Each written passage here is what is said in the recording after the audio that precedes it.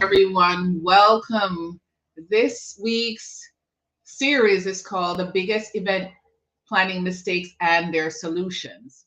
And today we're going to unpack promoting your event. Whether you've just been thrown into planning or have been planning events all your life, you can always count on unexpected things to happen. Events, no matter how well you plan them, how well they're scripted, they're unruly, like little 2-year-olds, and things never go quite as planned. It's important to have a comprehensive game plan in place so that any scenario that comes up, you are ready. You can adopt, you can be flexible, and right, hashtag truth, Lisa. Yep. So any little hiccups, you'll be ready. My name is Melody Dixon, and I'm the CEO and founder of Pro Event Planners, curators of eco-focused events. I plan events for clients that are steeped in all things sustainability. It's in their home life, like they have the LED lights, they're taking care of not wasting water, not wasting energy, all the things. It's also in their business. They have a strategy in place to not waste paper or energy or time or money. And they also take it to their events where there's no plastic bottles. Maybe it's paperless. Maybe they're heavy into tech. And they connect with me because I'm in alignment with that. And so we work well together. I also support people who have no idea about sustainability. They know that there's wastage, they see it on their bills, their paper bill from Quill or Office Depot keeps going up. They see paper left on the copy machine, they see lots of plastic bottles around, and they want to make a change, and so they connect with me. I give them strategies on how to become sustainable in their business as well as in their events. I show them easy tips, like little baby steps that over time, when compounded, make a big positive impact on the environment. Now, what's sustainability? The Google version is meeting the needs of the present without compromising the ability of future generations to meet their own needs. I like to explain it as God is so big and expansive and creates all these beautiful flowers. Wink, wink to Lisa, who is the grower and floral designer, master designer, all the things of beautiful, beautiful flowers.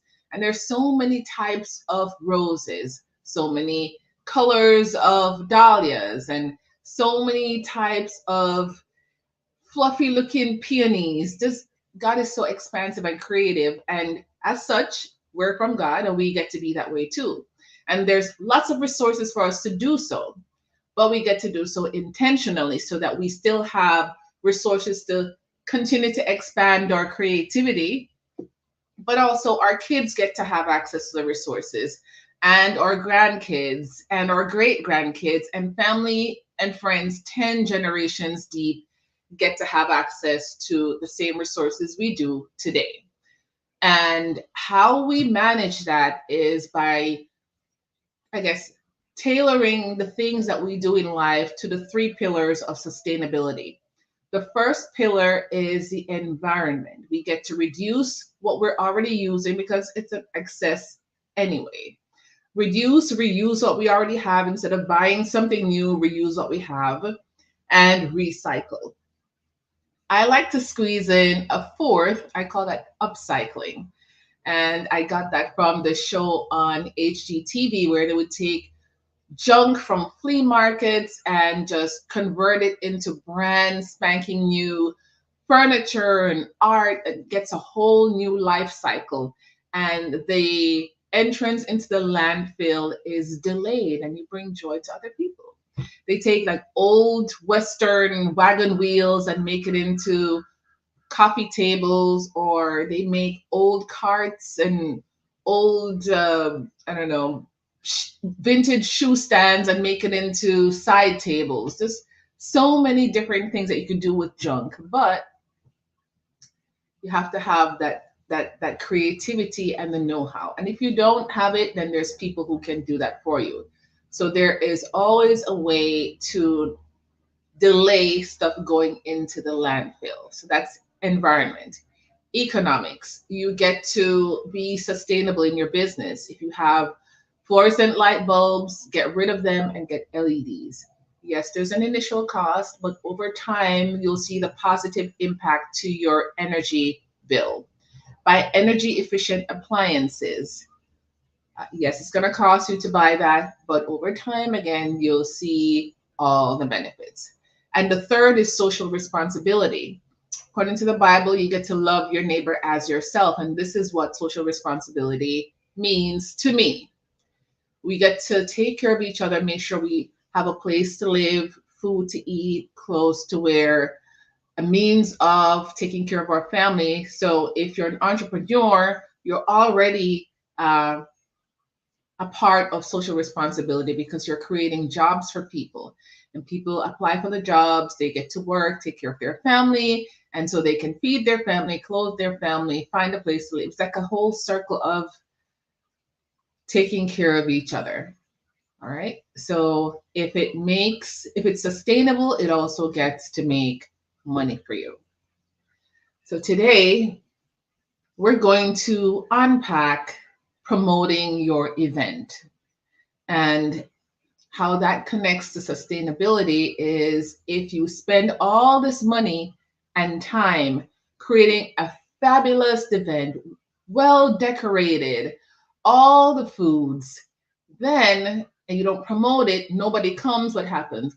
All the food, all the decorations, all the money, and all the time is wasted, and that's not being sustainable. So I'm going to give you 3 tips today on how to promote your event, ergo making it sustainable. Let's see what Lisa says. She says, absolutely, sustainability in events requires foresight. Good forward thinking planning is key. I'm so glad you help people with this process and planning. Thank you, beautiful. My goal every morning is to plant a seed. If somebody's not aware of what sustainability is, I break it all down and then show them how it applies in their daily life, in their business, or if they work for a company, they'll have this knowledge so they can recommend to the people in charge, like department heads and all that. Maybe they can implement some things that can help. So, one of the main benefits, and if you see me looking up here, I'm looking at Instagram, down here, it's YouTube. One of the main benefits of having an event in the first place is the opportunity to gain awareness for your organization. So I know Lisa does these, help me with the wording. I think it's like a floral design classes. And this is a way for people to experience her company, and they walk through the farms and they pick their own flowers, and it just sounds so lovely. And I wish that they had something like that in South Florida so we can, learn about the flowers, learn about nature, and pick the flowers and create something. It's just such a good, joyous vibe. And that's an event. And that's how people get to experience your business, and also you build awareness for your business that way. Promoting your event opens the door not only to its success, but also to new business. So if your event planning is taken off, great. Focus on how you'll market it to potential attendees. And that's what we're going to talk about today. The strategies I'm going to give you today applies to any business, any business. Tip number 1, identify your target audience. Building a profile of your target audience will help you speak more directly to their wants. For me, my target audience is mainly corporate clients, and I go where they are. They're on LinkedIn, they're on Twitter, some are on Instagram, and there's a couple on Facebook. I go to networking events and I just meet people, connect, and share information. So if you are a company that wants to get connected to brides, go where they are. They're on Facebook in these newly engagement groups. They're on Instagram for sure. Some are on Twitter. You can subscribe to blogs. There's so many other ways. Get connected to the Knot and Wedding Wire. All those places are where brides hang out. Good morning, Crystal, Lady of Harp. Good morning, the real Baby J 389. Thank you both for joining me today. On today's biggest event planning mistakes and their solutions, we're talking about promoting your events. And we're saying that building the tip number one is to identify your target audience. So, Crystal plays the harp at weddings and beautiful events. Beautiful lady, very talented. Where are her people? Maybe they're brides. So she would be on Instagram promoting her business there to brides and making sure the right hashtags are there for brides. People who do tea parties or women's groups, join those. Those are where your people are.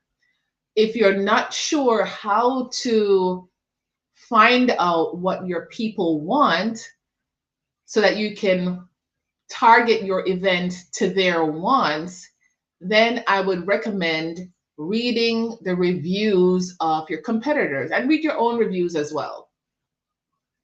Your competitor's review will tell you all the lovely things that your target audience like from your competitors, but it also will show you where they're falling short. And that's like the secret sauce for finding tips and strategies to make sure that you don't do what they do. You can even use it in stories. Maybe when you're sharing information about your services, you can say you've done research and your competitors, their clients are saying they're not doing this, they're not on time, they're not all the things. The only way you're going to know that is if you do recon, okay? So you're going to join the communities where your people are, read the reviews of your competitors, and read your own reviews as well. And then you're going to go to, um, I guess company profiles. Like for me, I am a corporate event planner. I would go to company profiles and I'd read the comments. You can go to your competitors and read the comments there, or organizations that you want to get connected to. Read their comment section, because in there you'll find out the questions people have, the concerns people have, what they want to receive from the service that they're connected to. Definitely the comment section, because all the fluffiness and posts and pictures are great, but the real gem is in what the people are saying and what they're asking for. Because when you know what they want, then you could be the go-to person to supply that need. All right, so Crystal says, I connect with planners, funeral directors, music companies, and corporate organizations. Then Crystal, you get to create lots of videos of you playing the harp, or maybe packing up the harp to go to an event, and create a story. You're excited to go to this event, and take us along for the ride from when you load up the harp, you're driving, how excited you are, maybe some insight into the event. Once you get there, maybe show yourself playing at the event so we can, it's like the behind the scenes of it all. And it's engaging, and invite people to ask you questions. And even if you play the harp in the most weirdest places, like if you go to a florist shop and it's wedding season and they're having some kind of promotion and you're playing there, it's an unusual place to find a harpist, but you can partner with florists. If they're having a bridal event at their store, be a vendor there, because they get to have flowers, but they also get to have a beautiful harpist. So, and those are just, Crystal says, I enjoy performing in strange places. And Lisa says, or a bridal gown store. Absolutely. Absolutely. Crystal, if you don't know, Lisa from Prairie Hill Flowers, most gorgeous, most gorgeous floral designs. She's not in South Florida, unfortunately, yet. You know, let's speak it into existence. Maybe her business will grow and she'll have multiple locations, right? Amen. So, bridal gown stores. And even while there, you can talk to brides and find out, is the new bride, Lisa says, I can travel. All right, all right. Even while at the bridal gown store, you can talk to the people who are coming in. And for Crystal, are they more into old school classical harp music, or do they want modern music played on the harp? You know, are there people who want to mix it up and have maybe like a reggae version of a song on a harp? Who knows? But you're going where your people are and you're talking with them and you're finding out what they want. And that's number one. Identify your target audience and find out what they want. Tip number two, create your design and copy. So promoting your events, if you want to do flyers or cards or graphics, you definitely get to connect with your target audience that way. So you want to make sure your colors are on brand. The font you use, is it calligraphy if you're going after the bride or the upscale bride? Is it maybe fonts that look like tree bark if you're going after the boho chic bride who is all about nature and plants and all the things and sustainability, and they just want to be all up in nature like it's a hug? Hashtag me. The font matters. It kind of gives you an insight into the feel of your event, what to expect. Another way to do that is the language and tone. For the bougie bride who likes the calligraphy, on their invites or on your promotions, you can say you're cordially invited. If you are with the very casual bride, you know, they like the backyard weddings, it's all fun, you say, let's party or something casual like that. If you're talking to the bride who's all about nature and trees and all the things, you can say, let's gather. The tone and the language influences the look and feel, and it I guess gets the ear of your target audience, but you have to know the right words to use. And then the graphics will complement that as well. Are you going to use stock photo? Are you going to use pictures from your last event? Are you going to use pictures of nature or a setup that says dream catchers and plants and trees and twigs and flowers and all the things? Okay, Crystal says, let's gather. I'm using that one. You know, I like that one too because it says we're coming together. There's a whole feeling to that for me. So we're in alignment with that, Crystal.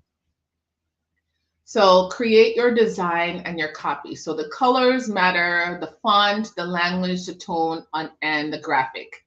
Make sure that is on brand for your target for your company, and make sure that it speaks to the people you're trying to reach. And the third one is to tease your event with video. I pulled up some stats on this. Videos are more effective than still imagery in social media and capture what your event is about, with an overall effectiveness rate of 20% for videos versus 12% for photos. That's why when I am doing an event, I always go live from the space when it's empty and undecorated. And I talk about what I'm going to put here and there and all the things. And then once it's decorated, I show the whole thing again. And then at the end of the event, I put a whole compilation video together. And sometimes I use it as teasers for future events. Sometimes I will do a video of me creating the backdrop and then I'll post that because it gets people's attention. That's why TV works. That's why videos and all the ways that shows moving pictures, they work. So do teaser videos. For you, Crystal, I was talking about loading up, maybe packing up your harp and loading it into the vehicle. Um, for Lisa, you could show maybe the process of planting the flowers and taking care of them, and then make the video of that, save it, and then when the flowers are grown and you're harvesting it, take a video of you harvesting it and then creating the flowers, and then that whole journey that you take people on, you can get them engaged in what you're doing. It's yes, it takes time and you have to remember what video you made when and how long the plants take to grow. There's some background work, but it's such an engaging journey. Lisa said that's a great idea. So yes, videos definitely work. If I'm driving to an event, I do a video from the car. I'm on the way to this event and so on and so forth, and we're packed and we're ready and we're excited and all the things. You know, it's entertaining for people, but it also just gives them a peek into who you are, what your personality is, and how you view your events. Now, manage. So the 3 tips. Let me just do a quick review. Number 1, identify your target audience. Number 2, create your design and your copy. Your copy is just the content, the verbiage of the promotion, and that in itself, it could be persuasive, like you're doing this wrong and this is how you get to do it, or it could be playful and joyous and maybe it can create a story, or it could be funny. It just depends on who you're targeting. And if you're not sure what those words would look like, you can use AI. Canva is amazing. You can say my tone of speech is playful, or it's funny, or it's persuasive. And then you can craft the basic information on your invite, and it will give you a little blurb using that specific tone. And you'd be surprised at how good it's coming out. And the third is to tease, do a video tease. It definitely works. Now, if you don't have the time for that to promote your event that way, then that's why you hire an event planner that can do event promotion. They are steeped in the knowledge. They know where to get the graphics. They know what colors and tone and graphics will apply to a different target audience, or maybe the target audience you're going after, so that you don't have to spend your mind space thinking about all of that. In the link of the description of this live for Instagram, the link is in the bio. For YouTube, it's in the description of this live, is my website. It goes to my packages page. The pro event package is the one I want to highlight. This is where you tell me, Melody, I want to have a grand opening. I want to have a product launch. I want to have an introduction to harp training, or I want to have a grow your own flowers masterclass, or whatever it is. And I don't have the time for it, and I just need some support.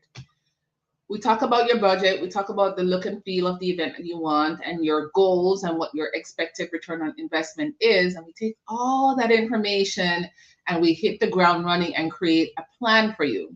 So you sit back and relax, or you can focus on your part, creating the content for your training or your masterclass or your grand opening. What else do you need to do? And all the details and behind the scenes logistics of planning the events, we take care of for you. So you click the link to learn more about the services. If you have questions, my email address is info@myproeventplanners. All right.